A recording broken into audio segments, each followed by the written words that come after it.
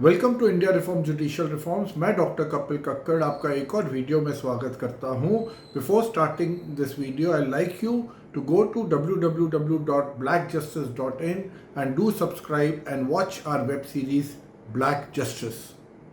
Now, coming to today's video, आप लोग को पता होगा कि हमारा सुप्रीम कोर्ट पिछले 10-12 दिनों से LGBTQ के ऊपर एक हियरिंग सुन रहा है। अब ये जो LGBTQ के ऊपर सेम सेक्स मैरिज वगैरह के ऊपर जो सुप्रीम कोर्ट हियरिंग सुन रहा है, इसमें 5 जजेस की बेंच है।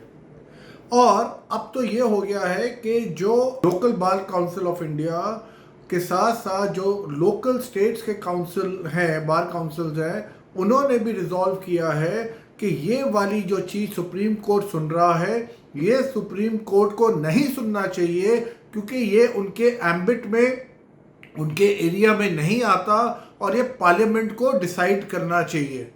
और अब तो जो डिस्ट्रिक्ट डेलीगेट, जो डिस्ट्रिक्ट काउंसिल्स हैं, उन्होंने भी इस चीज़ को रिजॉल्व किया है कि जो सुप्रीम कोर्ट सुन रहा है वो सुप्रीम कोर्ट गलत सुन रहा है और सुनना नहीं चाहिए। अब आप देखिए, इस चक्कर में पूरे बार काउंसिल इंडिया के अगेंस्ट है कि ये सुप्रीम कोर्ट के प्रीव्यू में नहीं है, बट फिर भी टैक्स पेयर का मनी सुप्रीम कोर्ट वेस्ट कर रहा है। हाँ, मैं ये ज़रूर मानता हूँ कि पार्लियामेंट ऑफ इंडिया को इसके ऊपर एक स्टैंड लेना चाहिए, पार्लियामेंट में डिस्कस करना चाहिए। मैं LGBTQ के अगेंस्ट नहीं हूँ। We are changing, we are in the modern world, we need to change with time, we need to respect everybody's, everyone dignity, we need to see their convenience। But क्या Supreme Court of India, जो कि collegium system, जो इतना बड़ा flaw है उनके अंदर, 5 crore pending cases का इतना फ्लॉ है, और आप देखिए ये लोग 60,000 से ज़्यादा पेंडिंग केसेस सुप्रीम कोर्ट में ये लोग गलत जजमेंट्स देते हैं, उसके बावजूद आप देखिए ये लोग कोर्ट का टाइम वेस्ट कर रहे हैं। और आप याद रखिए, सुप्रीम कोर्ट ऑफ इंडिया सिर्फ 194 डेज काम करता है। अच्छा, 194 में हर एक जज अगर आप देखेंगे उससे भी कम काम करता है, क्योंकि कभी बीमार पड़ जाएगा, लीव ले लेगा, ये कर जाएगा, वो अलग चीज़ें हैं। But supreme Court of India जो ऑलरेडी इतना कम काम करता है, अब उन केसेस के ऊपर जा रहा है जहां पे उसको बिल्कुल नहीं जाना चाहिए। अब आप देखिए, ये जो दिल्ली डिस्ट्रिक्ट एसोसिएशन है लॉयर्स की, इन्होंने क्या रिजॉल्व किया और इनकी क्या ऑब्जर्वेशन है, आपके स्क्रीन पे आ रहा है। तो जैसे आप स्क्रीन पे देख रहे हैं, all district courts bar association of Delhi क्या कहती हैं कि although the highest court of the land plays a pivotal and crucial role in upholding the rule of law and thus maintaining harmony in the society, there are certain issues that are too complex and have far-reaching consequences that they cannot be left to the discretion of the honorable courts. उसके ऊपर क्या कहता है? The association further stated that the social ramifications of the ongoing proceedings before the apex court are colossal and have the potential to have an unintended impact on the fabric of society.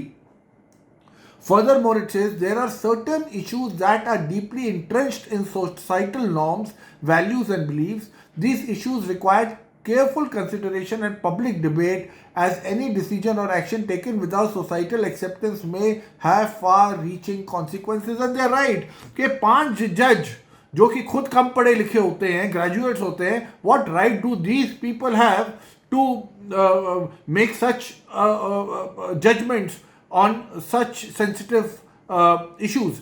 Such issues require a broad-based consequences that only be achieved through public debate and discussions. Therefore, it is important that issues that have the potential to affect society at large are discussed and debated in Parliament, where elected representatives can take into account the view and concerns of their constituents.